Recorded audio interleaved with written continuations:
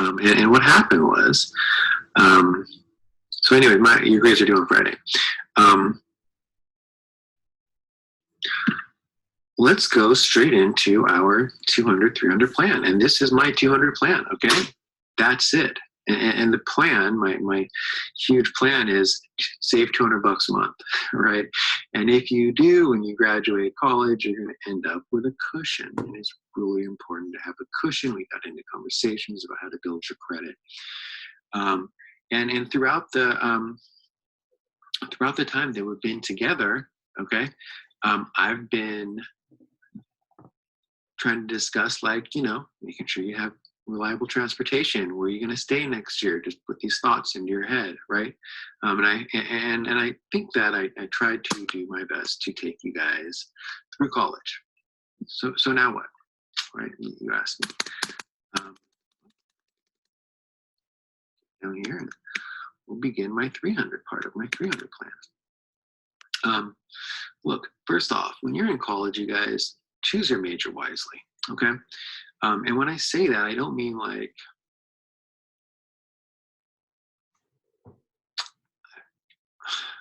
when I say that, I mean Google it, okay? Google what are the best majors to choose, not only what are the best majors to choose in terms of how much you're going to get paid, but what are the best majors to choose in terms of how much of that job is going to be in the future, right? There are certain jobs that are going to continue to grow, healthcare jobs especially, but lots of these fields, you should look into it and find out. And then there are other jobs that are shrinking, right? Don't get those jobs. Don't take those majors. Don't take a fun major, okay? Take a major that's going to earn you money. Also look at what the career looks like that you're aiming at, right? What about hours? You know, I talk about my wife often. She got her master's degree last year. It was a 2.5-year program at Mingus Hills. She's an OT. She's an occupational therapist. It's a health career job. Why didn't she try to be a doctor or a nurse, right? Or one of these jobs? Well, look at the hours that these people work. Look at, and then ask yourself, is that comfortable hours for me? Do I see that and say to myself, oh, that sounds great? Or do I say, oh man, I didn't realize that, you know, the hours were tough, or that, you know, working conditions? Or look at all of the details, right, of the major you're going to choose. And you just have to Google it, right? Top college majors for, and there are lists. Choose wisely, okay? And you don't have to choose till after you're finished with your junior college, which could take 3 years. Very reasonable to take 3 years to finish junior college. So you've graduated, right? You chose a nice major. You have a good career. Look, first off, I'm going to tell you that any job you get with a 4-year college degree, you should be earning at least 50 grand a year, minimum, okay? And I earned 50 grand a year once, okay? And after taxes, I was looking at about $3,200 paycheck a month, okay? This is after taxes, so 50,000 a year equals 4,800, all right? Equals about 4,100 a month pre-taxes, which turns out to be around $3,200 a month after taxes, okay? So now you have $3,200 a month.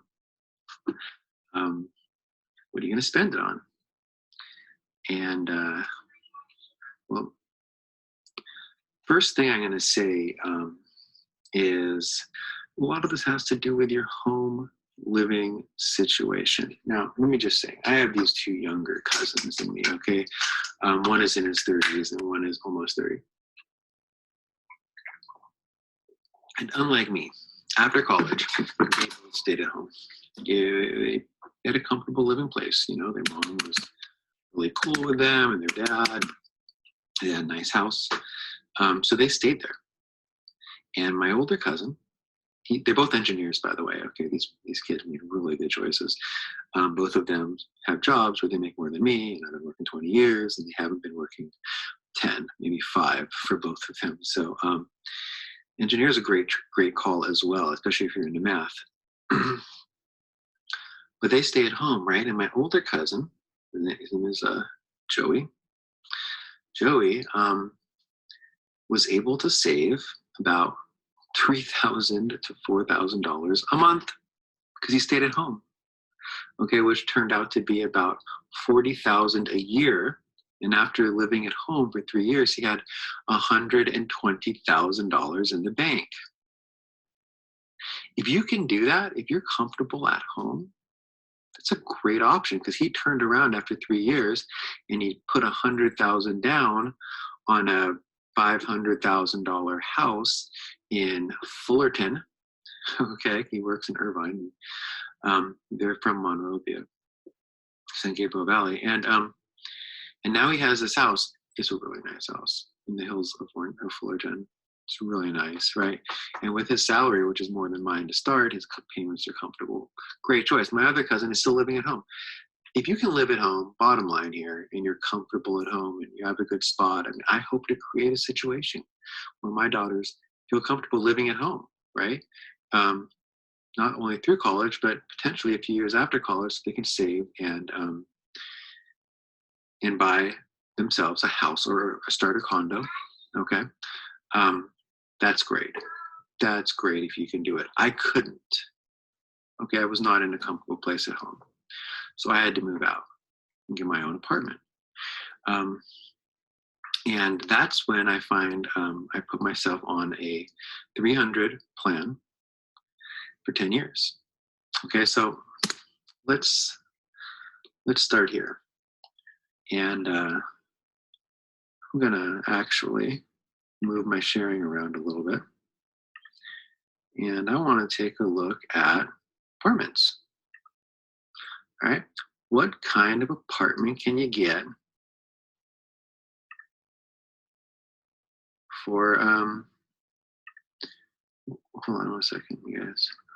What kind of apartment can you get for what costs, right? I haven't put up my agenda for the day or my warm-up. I'm going to. But I'm going to have a warm-up question that asks you to find an apartment and just tell me, like, hey, how much a month is it? Now, when I personally moved out of my mom's house after I graduated college, and I got myself my first job as a teacher, I was making like I saw my paychecks were less than $2,000 a month after taxes, right? I was making 30 something thousand, a long time ago. And I got myself a 1-bedroom apartment in Studio City, okay? But here's the thing. It was like an older apartment, right? We didn't have AC, okay? I didn't have a pool or like or any of these kind of things, right? Instead, I had a wall unit of for my air conditioner. It was really hot, in the summer. I had to buy a separate little $400 one for my bedroom so I could sleep well.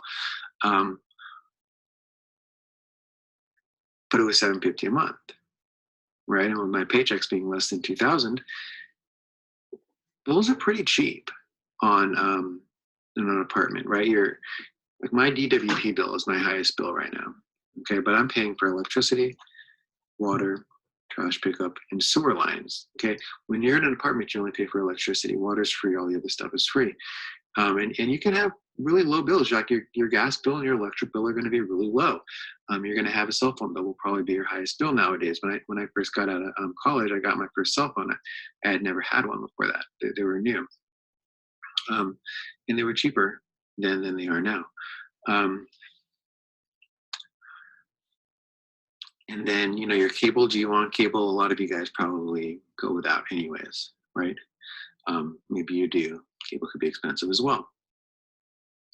But let's try and find apartments for rent. Near me. What the heck? Let's see. Apartments under $1,500, right?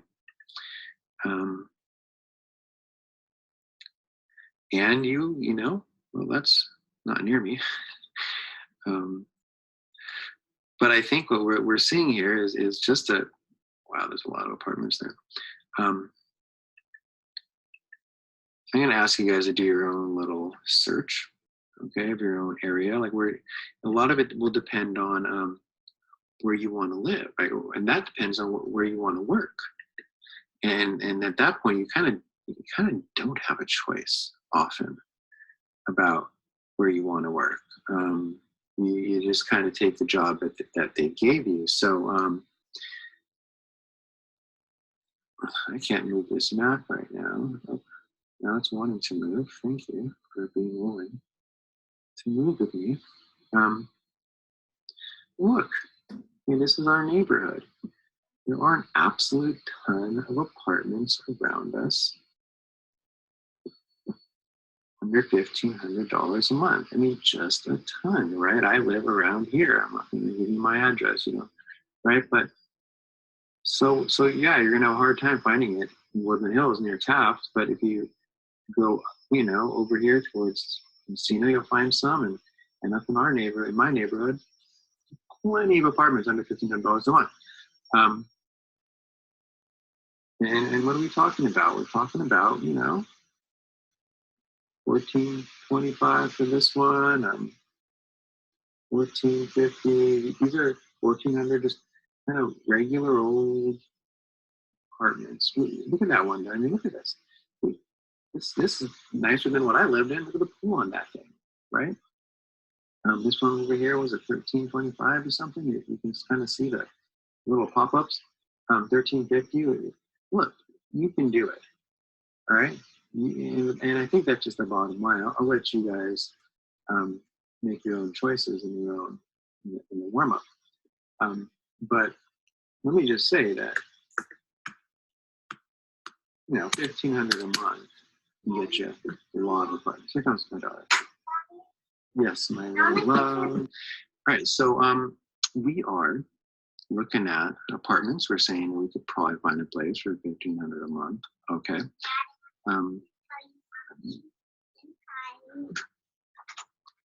Sorry. Private. All right, so we are figuring out our 200-300 plan where we're saying that, all right, we're spending $1,500 for our apartment. And this is our rent. And again, I've mentioned, right, if you can afford to, if you're comfortable at home, stay at home, save the money. And we're looking at a really low salary of 50 grand. I just got to tell you guys, when my wife started her job after getting her master's as an OT, she was making more than I make after 20 years of work. She could make, it's really great how much she's making, right? Like almost twice that number. So if you have a job where you make a lot more money, right? If you're making, instead of $3,200 a month, you're making, after taxes, you're making over $5 grand, you're making closer to 55. You're going to be in a much better place, right? You can save a ton more. But what I'm saying is if we're just getting a real basic low level, like a graduated college job, these are the numbers we're going to work with. If you're making more, that's great. If you happen to come from a family who has money to help you out and get you started, that's great too, right? We're working from a low level here, low numbers. And again, when I got my first apartment for $750 a month, look, I could have gotten like a luxury apartment with a gym and a pool and central air, and it would have been really nice. And I would have been paying twice that. Those are out there, right? When you start looking, you'll find that, if you want one of those new luxury apartments going up around Warner Center, you're going to be paying, close to twice this. I'm going to suggest you don't, right? Just like I suggest you get yourself a used college car instead of, going and buying a new car and giving yourself payments. Like, it's not worth it. Where you want to get to is when you can start to get into the comfortable spots, right? When you're young, you got to work hard. Look, someone told me once when I was a high school student, they were like, was a teacher. Yeah, everyone thinks your 20s are your best years, but really it's your 30s and 40s because you're still young in your 30s and you feel great and you look great. But your 20s are a decade of work, right? You're going through college, you're working part-time, you're trying to get established in a career. This is you're young and energetic and you're strong and you should work hard during those years, right? 30s, you're still kind of working hard. 40s, okay, now we're settling in. We're in a comfortable spot in our careers. Still healthy and strong, maybe not as, but close to. And, you know, my teacher would tell me that those were his more enjoyable years. You know, everyone's different. But I think I can see his point there. So now we have $1,700 a month left. Okay. Bills are going to be not too much. I'm going to let's call it, I don't know, $200 to $300 a month. Okay, we'll go with a high number of 3 because we always do. And this is going to be our bills. Okay, this is cell phone, electricity, and this is your gas, which is basically your heating bill. You can add more if you want to have the cable bill, but that's your choice. I know a lot of kids, young people don't. So now what? So this was 17 after our rent. Right? 400 on bills, and we have $1,400 left. Plus, of course, we still have our cushion just in case our car breaks down. This is our new car fund. Okay, this is our car cushion. You always need to have a cushion, at least $10,000 in the bank once you get to be an adult. So now I have $1,400 left. I'm going to advise you to take $300 a month, more if you can afford, and put it into that same special savers account. Banks have special savers accounts, okay? Where you get like a slightly higher rate. And that leaves us $1,100 a month to live on. More than enough, okay? More than enough money a month to live on. I would go ahead and say if you can put 500 in there, fine. If you do it, I mean, if you have a job like my wife, right, or my cousins, everyone seems to have gotten better jobs than me. What the heck, Marina? Put more, okay, but minimum, gotta at least be putting $300 a month into our special savers account. We have our cushion for a rainy day fund, okay, just in case the car breaks down. And we have $1,100 a month to live on. That is plenty of money for food and fun. Let's call it the 2 F's, right? And then insurance. In 10 years, right, of living like this, you will have saved between $36,000 and $60,000 to put down on an apartment, to put down on a house. And this is, again, with a really low-level job. You probably have gotten a lot of raises in those 10 years. When you get to $60,000, I remember making $60,000 a year. That was how much I was making when I bought my house 10 years ago. I was making $3,600 a month, okay? 400 more. Down on house / condo. If you can save enough in 5 years, maybe a starter condo is the way to go. But either way, you want to have a nice fat chunk to put down on a house. Now, let's go back one more time if we can. And see what houses cost nowadays. This is going to be also part of your warm-up. You're not going to be able to buy a house in Woodland Hills immediately, okay? You're just not. You gotta take baby steps. You know, these things don't start. It's not like this, right? I mean, unless of course you have that family or you have something else, right? Another way to you have the big job like my wife or my cousins, or you can stay at home or whatever it may be, right? But what are we talking about here? Well, look, what we're talking about is, this is a 3-bedroom, 1 bath. It's a nice house, $500,000. Okay, this is the high end of our price range, and we see down here for a 3-bedroom, 2 bath, 1,700 foot.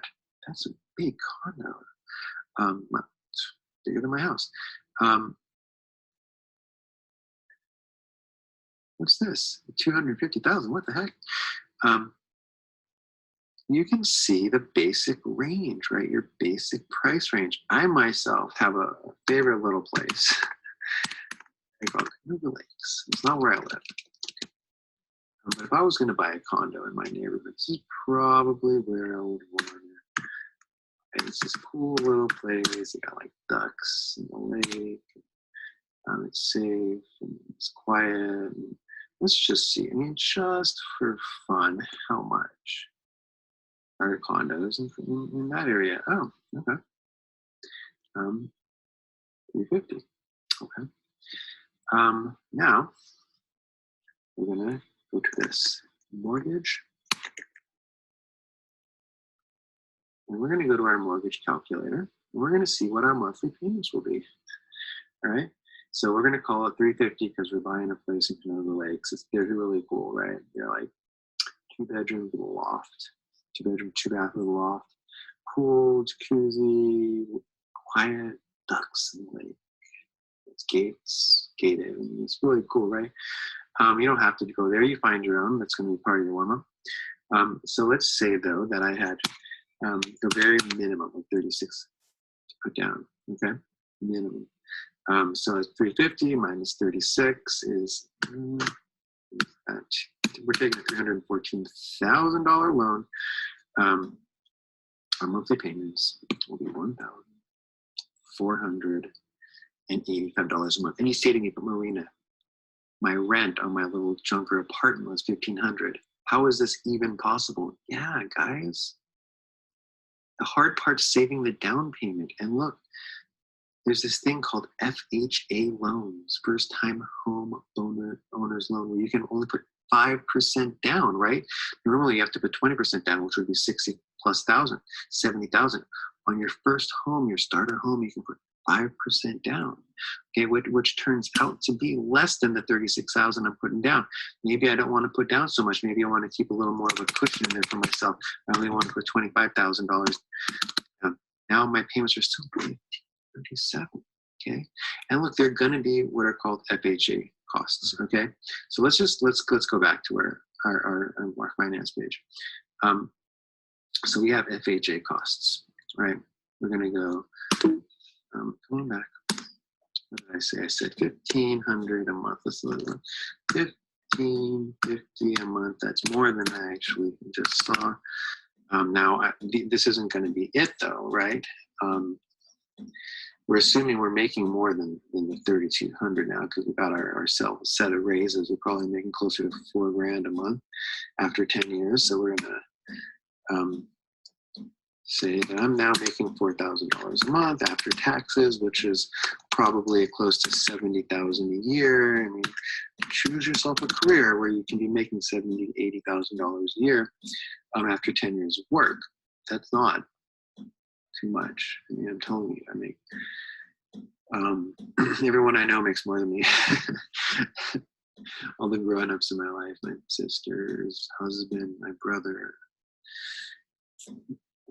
everyone, because I didn't take a high-paying job, but I make, I have a house. I'm doing just fine because I make smart choices, and that's the key here. So let's just say we're making $70,000 a year. After taxes, we're seeing $4,000 a month. Okay, $1,550 is our mortgage payment. We have we're gonna have property tax, which is probably going to be about let's call it. I'm going to call it $400 a month. Property tax is kind of expensive, but you can write that off your taxes at the end. Unfortunately, I don't have time to do taxes this year. So here is going to be property tax. So this is going to be your mortgage. Going to be your property tax. Again, your interest on your mortgage and your property tax you can write off at the end of the year, and you get fat income tax returns.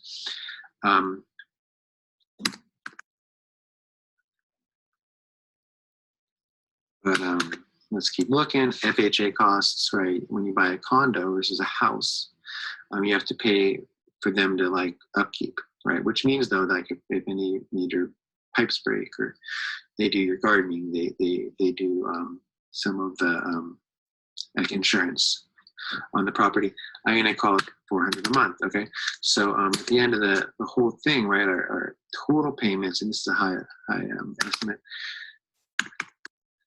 are going to be about 23. Let's call it 23. Okay, let's just make this. And then, of course, we're making $4,000 a month, and we are left with 17 spending cash. Here's the thing. This mortgage is not going to go up for 30 years. This property tax bill is not going to go up but 1-point-something% for the next 30 years. What I'm telling you is these payments will stay the same for the next 30 years. Now, if you, again, all of these, if you can get into a house, you can avoid your FHA, but then you have homeowners insurance, which is less. If you can, maybe, you know, you want to save more, put down more, stay at home, earn more, get into a house, great. That's what I personally did. I got lucky though, because the market was down. But this is a lot of money to spend. You're living comfortably in all of these scenarios, right?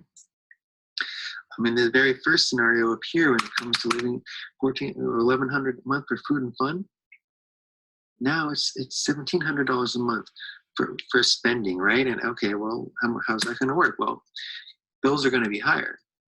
Okay, but my so let's look at how much my bills are going to be. My electric bill will be higher. My gas will be about the same, and my phone bill will be about the same. So let's say that we're going to double our electric bill, $400 a month. That's $1,300 a month for what? Food. And of course, we are always trying to save on some of that $1,100 a month during those 10 years. Save some. Rainy day. Rainy day account. You know what rainy day accounts for? It's for your car. It's for when your car breaks down. Right? And then down here, same thing. But guys, I mean, what you probably see, right, is that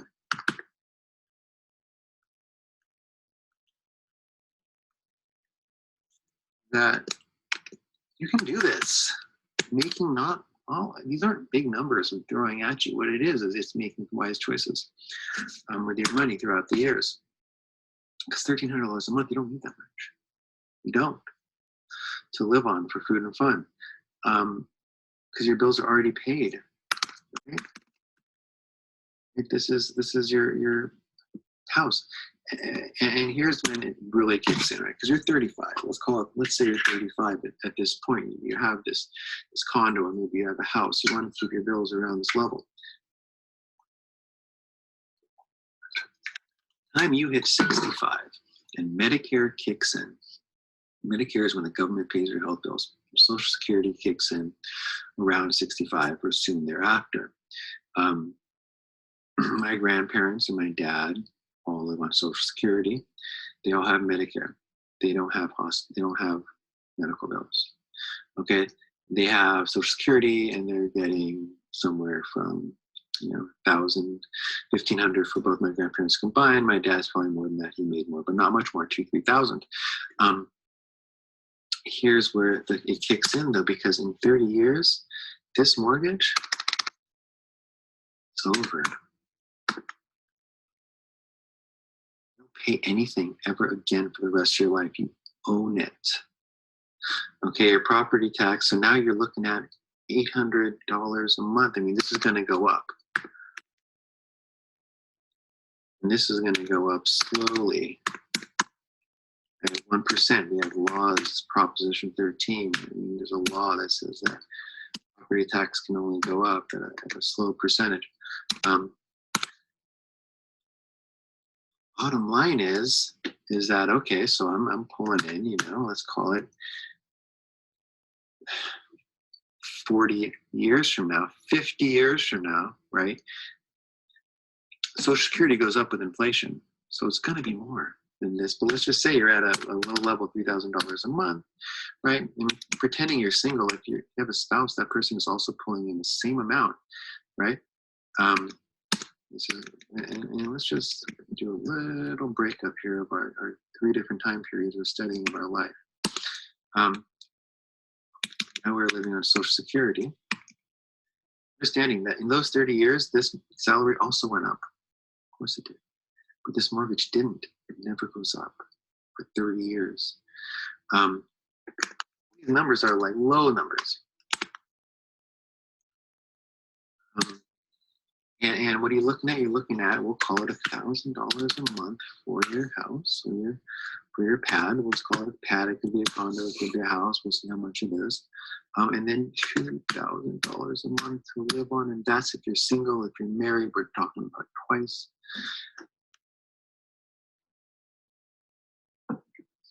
You're going to be comfortable all the way through. And that's it. That's my 200, 300 plan. It's my way of telling you how that if you can save a baseline of $200 a month during your college years and $300 a month during your first 5 to 10 years of working. Of course, these are low level numbers. We would love for you to save more, that you can put yourself in a place that for the rest of your life, I'm not trying to make you rich. Okay, if Alec or if David was here, he would be, talking about how he's going to be making, 10 million a year by then. That's great. Maybe you got hookups that I didn't. That's great too. But on very minimal salaries that are completely within the range of stuff that you can make during college, in your first 10 years of working, and then after that, these are low numbers. You can be comfortable if you make certain decisions. Okay. Now, what happens if you choose not to save that money and you end up renting your whole life? But this right here doesn't go away in 30 years. Every month, every year that this goes up around 3%, rent control has this 3% rise. That's if you're lucky enough to get in rent control. And now you're 65 and you're paying, what's 3% of that a year for 30 years. You're going to retire and you're going to be in trouble. If you retire, renting is not the way to go. I mean, if you need to do it in those first years, you do it, right? I did it. If you can stay at home, good for you, like my cousins.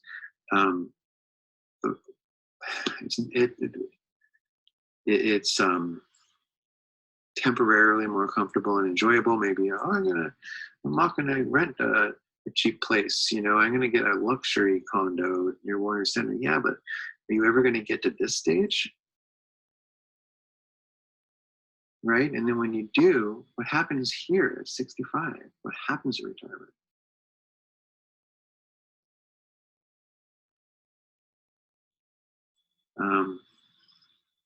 So anyways, guys, that's it. I'm done. I'm done for the year, man. Real quickly, as I'm watching this, I don't include gas or car insurance on any of those estimates, so you've got to put those in mind. But I also kind of am of the belief that you can pull it off on $200 a month spending cash. You can feed yourself, you can put gas in your car, and then, save for insurance. Insurance is expensive.